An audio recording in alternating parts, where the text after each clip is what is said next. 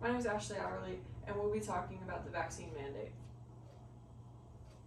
One reason why America is such a great place to call home is because of the freedoms that we are privileged with having here. People from foreign countries will use every last resource that they have just to have the opportunity at life here with these great freedoms. However, new mandates being put in place are obstructing these freedoms that we value so much. The federal government should not be able to enforce a mandatory vaccine.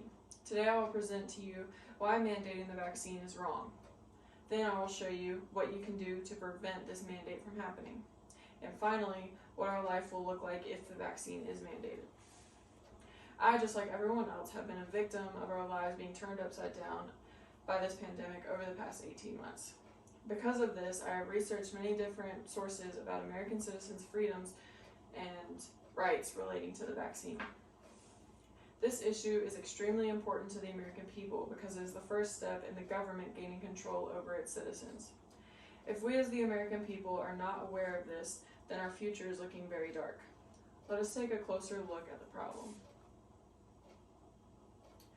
Mandating the COVID-19 vaccine is against our constitutional rights. According to the WhiteHouse.gov, the Biden administration is attempting to introduce a plan in which any company with more than 100 employees has to have all employees be vaccinated or have weekly COVID testing. According to Cato.org, the Constitution states that the federal government has control over interstate commerce but not over intrastate commerce, and the vaccine is mandated for all companies, even ones that do not deal out of state, which is a violation of the Commerce Clause. Whether you want to get the vaccine or not, this situation affects you. If you do not want to get the vaccine, this obviously affects you because you're being forced to get it against your will.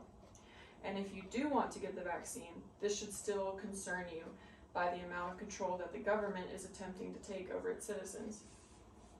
Now that we have identified the problem, let's look at a solution. You may feel hopeless in this situation, like how can one person bring attention to an issue that is on a national level? The absolute worst thing that you can do right now is stay quiet. According to House.gov, you can write a letter to your congressman. Our congressmen are our voice, and as a citizen, we have a duty to let our representatives know how we feel about what is going on in our government. Even though you may think that one letter will not make a difference, that is completely wrong because repetition gets noticed. If everyone who thought that they would not make a difference would speak up, it would be impossible to go unnoticed. Now let's look at how you can benefit from not having the mandated vaccine.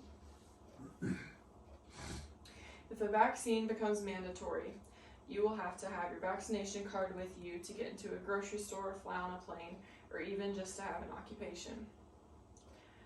Therefore, the first benefit would be that you don't have to go through the hassle of justifying yourself to do anything.